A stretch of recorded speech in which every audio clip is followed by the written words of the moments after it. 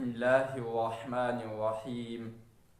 अल्हम्दुलिल्लाहि रब्बिल आलमीन वल आक़िबतु लिल मुत्तक़ीन वस्सलातु वस्सलामु अला सय्यिदिना मुहम्मदिन व अला आलिहि व अस्हाबिहि अजमईन। अम्मा बाद फ़अऊज़ु बिल्लाहि मिनश शैतानिर रजीम। बिस्मिल्लाहिर्रहमानिर्रहीम। फ़सल्लि लिरब्बिका वन्हर। आमन्तु बिल्लाहि सदक़ल्लाहुल अज़ीम। ये दर्स कुर्बानी के मसाइल बयान में है और कुर्बानी के मसाइल के बयान सिलसिला है। ये तीसरा उस सिलसिले का दर्स है। 2 दर्स पहले उर्दू में हो चुके।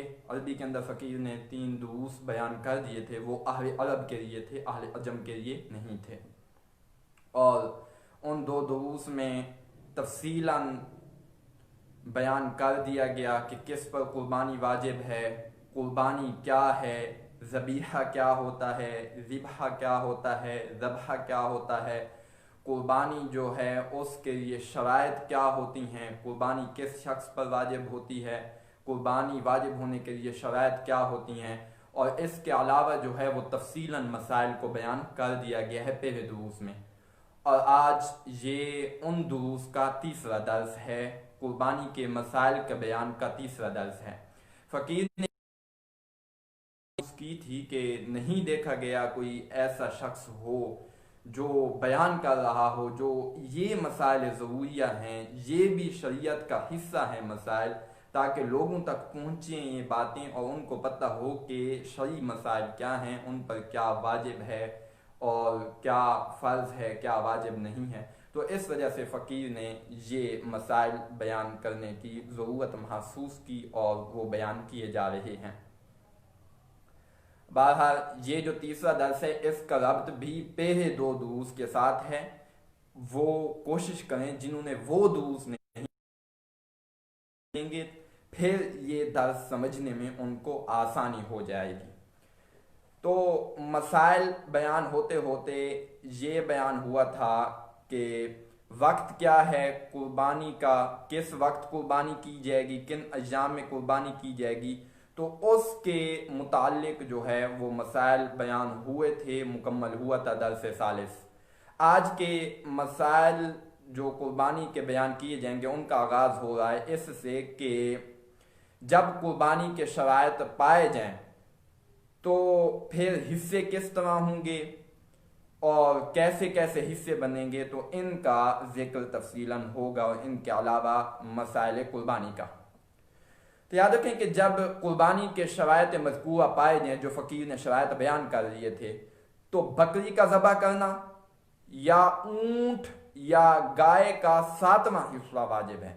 बकरी ज़बह करेंगे तो पूरी बकरी, ऊँट या गाय कोई ज़बह करना चाहता है तो उसका 7वां हिस्सा कम से कम ये वाजिब होता है।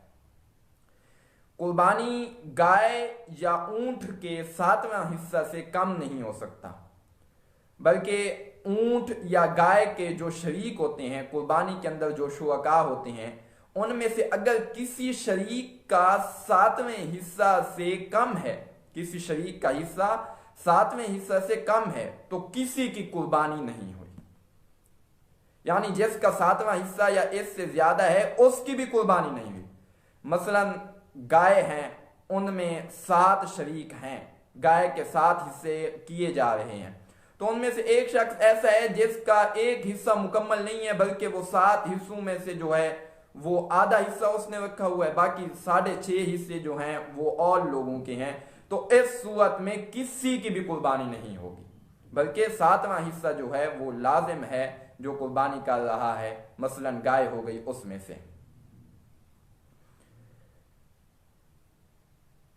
गाय या ऊंट में 7वां हिस्सा से ज्यादा की कुर्बानी हो सकती है। मसलन गाय को 6 या 5 या 4 शख्सों की तरफ से कुर्बानी करें, हो सकता है, ये जायज है, इसमें कोई हर्ज नहीं है।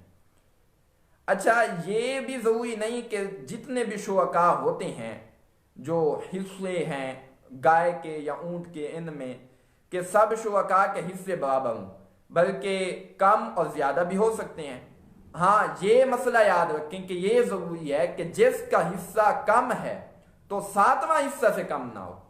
मतलब सातवां हिस्सा जो है वो इससे कम नहीं होना चाहिए, बल्कि 7 हिस्से जिस तरह होते हैं तो हिस्सा जो है वो मुकम्मल होगा। ऐसा नहीं है कि कोई आदमी जो है वो शरीक करें और उसका हिस्सा जो है वो गाय में आधा सा हो कि 7 हिस्सों में से जो है वो 7वां हिस्सा मुकम्मल ना हो, बल्कि 7वें हिस्से का आधा हो, तो ऐसा नहीं हो सकता जिस तरह के फकीर ने यह बयान कर दिया।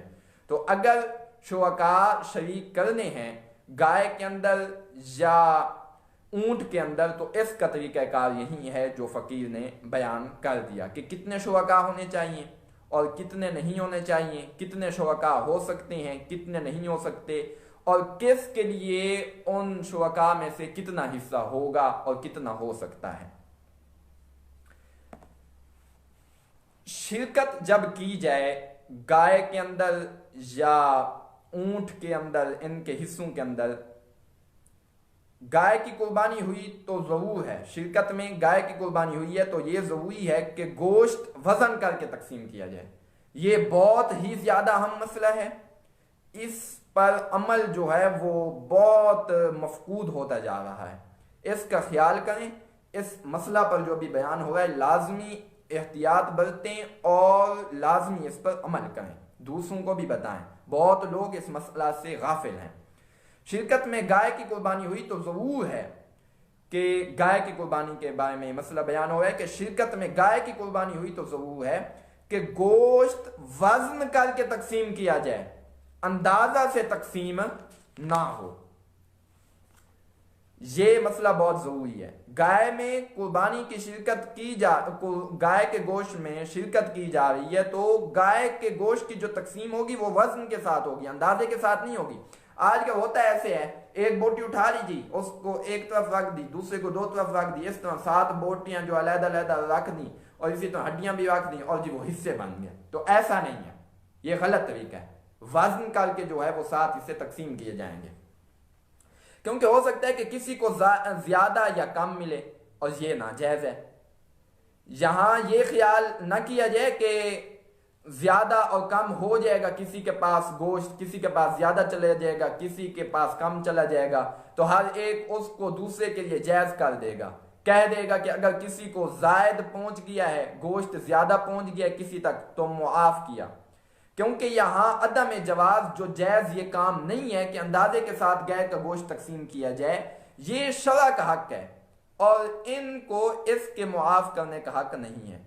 लोगों को ये हक जो कि जायज नहीं है अंदाजा से तकसीम करना, इसके मुआफ करने का लोगों को हक नहीं है, बल्कि ये हक शरअ है, अदम जवाज, और तकसीम नहीं किया जा सकता अंदाजे के साथ गोश्त। तो ये लाजमी ज़हन नशीन करें कि जब गाय के अंदर हिस्सा रखें तो उसका गोश्त जो है वो तकसीम जब कर रहे हो तो वजन करें, उसका अंदाजा सिर्फ काफी नहीं है। कुर्बानी का वक्त कब होता है? कुर्बानी का वक्त 10वीं और इसके बारे में और जो तफसील है वो दूसरे दर्स में बयान कर दी गई, तो यहां पर भी मजीद तफसील बयान की जा रही है। कुर्बानी का वक्त 10वीं ज़िल-हज्जा के तुलू सुबह सादिक से, सुबह सादिक के तुलू होने से 12वीं के गुरूब आफ्ताब तक है, यानी 3 दिन 2 रातें, ये जो है कुर्बानी का वक्त है। और इन 2 दिनों को अय्याम नहर कहते हैं और 11 से लेकर 13 तक 3 दिनों को अय्याम तशरीक कहते हैं, अय्याम नहर और अय्याम तशरीक। बीच के जो 2 दिन हैं ये होते हैं कि अय्याम नहर होते हैं 10वीं ज़िल-हज्जा के तुलूए सुबह सादिक से 12वीं के गुरूब आफ्ताब तक, ये अय्याम नहर होते हैं। और अय्याम तशरीक होते हैं 11 से लेकर 13 तक, ये तीनों दिनों अय्याम तशरीक हो गए। बीच के जो 2 दिन हैं अय्याम नहर और अय्याम तशरीक में, ये अय्याम नहर और अय्याम तशरीक दोनों हैं, यानी 11 और 12 ये अय्याम नाहल भी हैं और अय्याम तशरीक भी हैं। और पहला दिन यानी 10वीं ज़िलहज्जा सिर्फ यौम नाहल है, और पिछला दिन यानी 13वीं ज़िलहज्जा ये सिर्फ यौम तशरीक है। तो कुर्बानी का जो वक्त है वो अय्याम नाहल के अंदर होता है। अलबत्ता ये अलग बात है कि बाज़ अय्याम ऐसे हैं जो अय्याम नाहल भी हैं, अय्याम तशरीक भी हैं। 10वीं के बाद की जो दोनों रातें होती हैं, यानी जो 10वीं ज़िलहज्जा है उसकी जो रात होती है, उसके अलावा तो 10वीं जो ज़िलहज्जा है उसका दिन गुजर जाता है, तो इसके बाद की दोनों रातें जो हैं ये अय्याम नाहल में दाखिल हैं। इन रातों में भी कुर्बानी हो सकती है, मगर रात में ज़बह करना जो है वो मकरूह है, इससे बचना चाहिए। मगरिब से पहले पहले ज़बह कर लेना चाहिए। और शरई तौर पर गुरूब आफ्ताब के बाद रात का वक्त शुरू हो जाता है। लेकिन फ़कीर ने पहले भी ये बयान किया था मसलात को पेश नज़र रखते हुए कि जो इंडिया है उसके अंदर मुसलमानों पर जुल्म जब हो रहा है कि गाय की मसलन कुर्बानी वो करें तो उनके साथ बहुत जुल्म जबर किया जाता है, या इसके अलावा कोई करें तो उनके लिए ये इजाज़त है कि वो रात के वक्त कुर्बानी कर लें ताकि उन कुफार बदतवार के जुल्म से महफूज रह सकें। और पहला दिन यानी 10वीं ज़िलहज्जा जो है ये कुर्बानी के लिए सब दिनों में अफजल है। फिर 11वीं तारीख और फिर उसके बाद पिछला दिन यानी 12वीं, ये सब में कम दर्जा है। यानी सबसे पहले चाहिए कि 10वीं ज़िलहज्जा को कुर्बानी कर लें। अगर 10वीं ज़िलहज्जा को नहीं कर सकते तो फिर 11वीं को करें, 11वीं को भी नहीं कर सकते तो 12 ज़िलहज्जा को कुर्बानी कर लें। लेकिन अफजल जो है वो 10वीं ज़िलहज्जा में कुर्बानी करना है, मगर हो तीनों दिनों में जाएगी जब भी करें। अच्छा, अय्याम नाहल जो होते हैं, कुर्बानी के जो दिन होते हैं, उनमें कुर्बानी करना उतनी कीमत के सदका करने से अफजल है। यानी मसलन किसी पर कुर्बानी जो है वो वाजिब नहीं होती और वो इतने पैसे सदका कर देता है कि जिससे वो जानवर खरीद कर कुर्बानी कर सकता है, तो उसके लिए अफजल ये है कि वो सदका करने की बजाय जो अय्याम नाहल हैं उनमें कुर्बानी कर ले। तो अय्याम नाहल में कुर्बानी करना उतनी कीमत के सदका करना से अफजल है, क्योंकि कुर्बानी वाजिब है या सुन्नत और सदका करना ये नफले महज है, लिहाजा कुर्बानी अफजल हुई। और अगर किसी पर कुर्बानी जो है वो वाजिब है और वो सदका करता है तो उसका सदका तो हो गया, मगर उस पर कुर्बानी करना जरूरी है। और वजूब की सूरत में बगैर कुर्बानी किए जो है वो ख़त्म उस पर वजूब नहीं होगा, बल्कि उसको कुर्बानी करनी पड़ेगी, खा वो सदका ही क्यों ना करे। अब ये मसला है कि ईद से पहले कुर्बानी की जाए या ईद नमाज पढ़ने के बाद कुर्बानी की जाए, और किस मस्जिद में ईद नमाज हो या ईदगाह में तो फिर जो है वो कुर्बानी की जाए, तो इसके मुतालिक जो तफसील है वो बयान की जा रही है। शहर में कुर्बानी की जाए तो शर्त यह है कि नमाज हो चुकी हो, लिहाजा नमाज ईद से पहले शहर में कुर्बानी नहीं हो सकती। और देहात में चूंकि नमाज ईद नहीं है, यहाँ तुलूए फजर के बाद से ही कुर्बानी हो सकती है। यानी जिस जगह जो है ईद नमाज हो सकती है वहां पर कुर्बानी होगी ईद नमाज के बाद, और जहां पर ईद नमाज नहीं हो सकती, मसलन कोई ऐसा देहात है कि जहां पर शरई तौर पर ईद नमाज नहीं हो सकती, तो वहां पर तुलूए फजर के बाद से कुर्बानी हो सकती है। ईद नमाज शहर के अंदर हो जाना ये जरूरी नहीं है। और देहात में बेहतर यह है कि तुलू के बाद तुलूए आफ्ताब कुर्बानी की जाए, और शहर में बेहतर यह है कि ईद का खुतबा हो चुकने के बाद, हो जाने के बाद कुर्बानी की जाए। यानी अगर नमाज हो गई है और अभी खुतबा नहीं हुआ, इस सूरत में अगर कोई कुर्बानी करता है तो कुर्बानी हो तो जाएगी, मगर ऐसा करना जो है वो मकरूह है, इससे बचना चाहिए।